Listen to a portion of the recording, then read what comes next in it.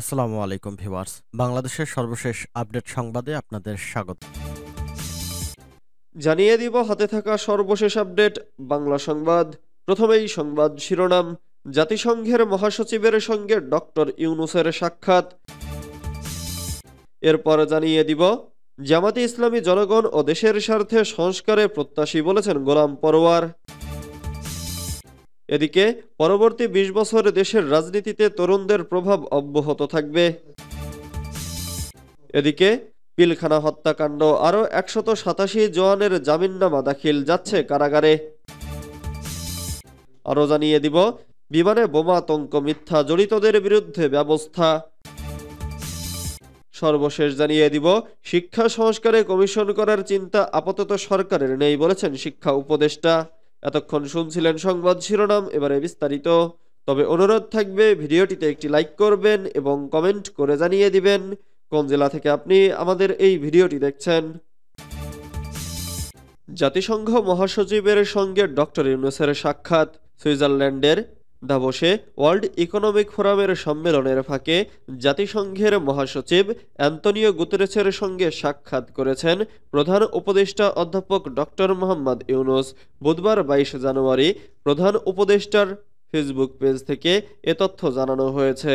তবে তাদের মধ্যে কোন কোন বিষয় নিয়ে আলাপ হয়েছে সে বিষয়ে কিছু জানানো হয়নি। প্রধান উপদেষ্টার deputy press secretary Abul Kalam Azad Majumdar জানান, বুধবার জাতিসংঘের মহাসচিব অ্যান্তনিও গুতেরেসের সঙ্গে সাক্ষাৎ করেছেন প্রধান উপদেষ্টা অধ্যাপক ডক্টর মোহাম্মদ ইউনূস। উল্লেখ্য, প্রধান উপদেষ্টা গত ২০ জানুয়ারি দিবাগত রাত ১টায় হজরত শাহজালাল আন্তর্জাতিক বিমানবন্দর থেকে সুইজারল্যান্ডের জুরিখের উদ্দেশ্যে রওনা করেন। স্থানীয় সময় বিকেল ৫টা ২৫ তিনি জুরিখে পৌঁছান। সেখানে প্রধান উপদেষ্টাকে স্বাগত জানান সুইজারল্যান্ডের বাংলাদেশের স্থায়ী প্রতিনিধি তারিক মোহাম্মদ আরিফুল ইসলাম। ৪ দিনের সফর শেষে আগামী ২৫ জানুয়ারি দেশে ফেরার কথা রয়েছে প্রধান উপদেষ্টার। জামাতে ইসলামী জনগণ ও দেশের স্বার্থে সংস্কারের প্রত্যাশী বলেছেন গোলাম পরোয়ার। জামাতে ইসলামীর কেন্দ্রীয় সেক্রেটারি জেনারেল অধ্যাপক মিয়া গোলাম পরোয়ার বলেছেন, জামাতে ইসলামী মানুষের স্বার্থে ও দেশের স্বার্থে সংস্কারের প্রত্যাশী। তাই দেশের জনগণ দ্রুত সংস্কার করে স্বল্প সময়ের মধ্যে নির্বাচনের প্রত্যাশা করে।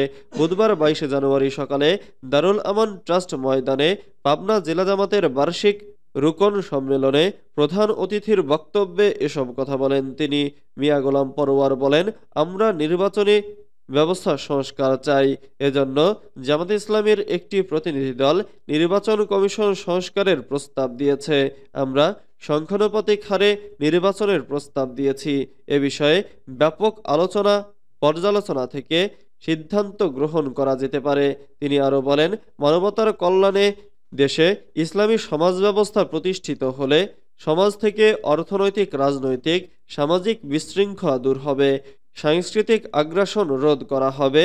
প্রকৃত ইসলামী সমাজ ব্যবস্থা প্রতিষ্ঠিত হলে মানুষের মন থেকে ইসলাম ভীতি দূর হবে। মানুষ শৃঙ্খলাভাবে জীবন পরিচালনা করে সকল কাজ সুষ্ঠুভাবে সম্পন্ন করতে পারবে। কারো মনে কোনো সংশয় বা দ্বিধা থাকবে না। পরবর্তী ২০ বছর দেশের রাজনীতিতে তরুণদের প্রভাব অব্যাহত থাকবে। তথ্য ও সম্প্রচার উপদেষ্টা মোহাম্মদ নাহিদ ইসলাম বলেছেন, জুলাইয়ের গণঅভ্যুত্থানের ফলস্বরূপ আগামী ২ দশক ধরে বাংলাদেশের রাজনীতি ও সমাজে তরুণদের প্রভাব অব্যাহত থাকবে। মঙ্গলবার বাসসকে দেওয়া এক বিশেষ সাক্ষাৎকারে তিনি একথা বলেন।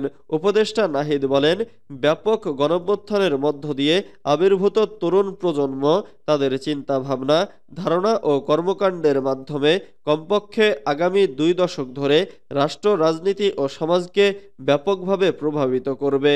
জুলাইয়ের গণঅভ্যুত্থানের সময় বৈষম্য বিরোধী ছাত্র আন্দোলনের নেতা হিসেবে নেতৃত্বদানকারী নাহিদ বলেন, অভিজ্ঞতার অভাব এবং অন্যান্য সীমাবদ্ধতা সত্ত্বেও তরুণরা সম্ভাব্য সকল উপায়ে দেশের জন্য অবদান রাখতে চায়। তিনি বলেন, দীর্ঘস্থায়ী স্বৈরশাসনের পতনের পর বাংলাদেশের তরুণ প্রজন্ম কিভাবে দেশ পুনর্গঠনে অবদান রাখছে তা এখন সমগ্র বিশ্ব প্রত্যক্ষ করছে।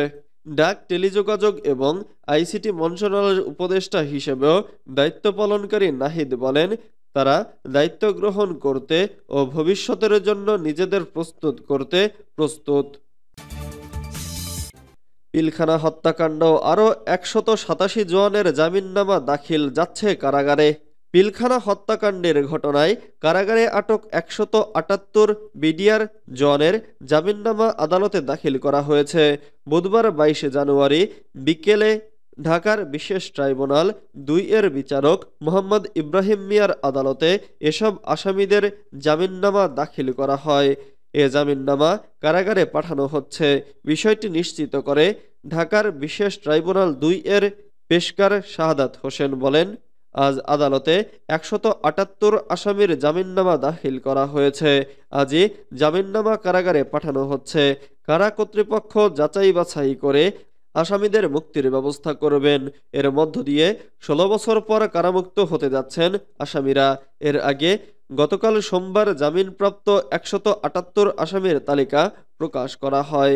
তার আগে গত রবিবার হত্যা মামলায় নিম্ন আদালত ও উচ্চ আদালত থেকে খালাসপ্রাপ্তদের বিস্ফোরক আইনের মামলায় জামিন পান। বিমানে বোমা আতঙ্ক মিথ্যা, জড়িতদের বিরুদ্ধে ব্যবস্থা। বিমানে বোমা আতঙ্কের মিথ্যা সংবাদে জড়িতদের শনাক্ত করে ব্যবস্থা নেওয়া হবে বলে জানিয়েছেন স্বরাষ্ট্র উপদেষ্টা লেফটেন্যান্ট জেনারেল মোহাম্মদ জাহাঙ্গীর আলম চৌধুরী। বুধবার তিনি একথা জানান।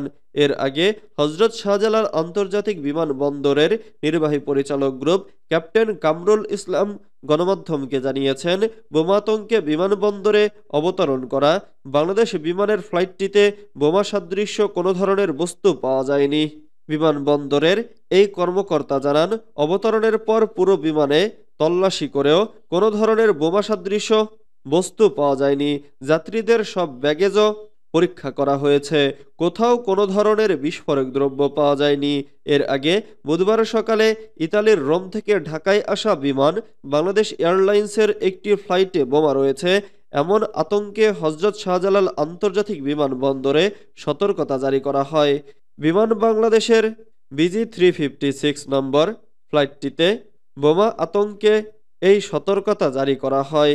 জানা যায়, এয়ারপোর্টে এএসপি আব্দুল হান্নান রনির ফোনে পাকিস্তানের একটি নম্বর থেকে হোয়াটসঅ্যাপে ফোন আসে।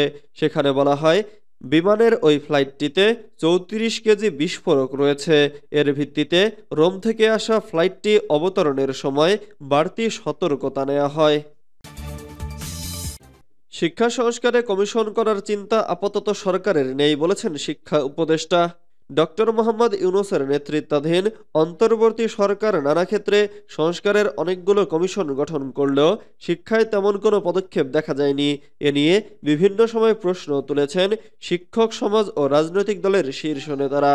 তবে আপাতত শিক্ষা সংস্কারের অন্তর্বর্তী সরকার কোনো কমিশন করার চিন্তা ভাবনা নেই বলে জানিয়েছেন শিক্ষা ও পরিকল্পনা উপদেষ্টা অধ্যাপক ডক্টর ওয়াহিদুদ্দিন মাহমুদ।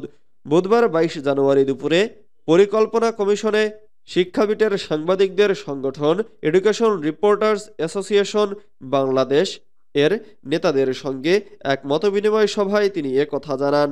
এ সময় ইরাবের সভাপতি ফারুক হোসেন, সাধারণ সম্পাদক সোলাইমান সালমান, ইরাবের সাবেক সভাপতি সাব্বির নেওয়াজ, নিজামুল হক, শরীফুল আলম সুমন সহ সংগঠনটির নেতারা উপস্থিত ছিলেন।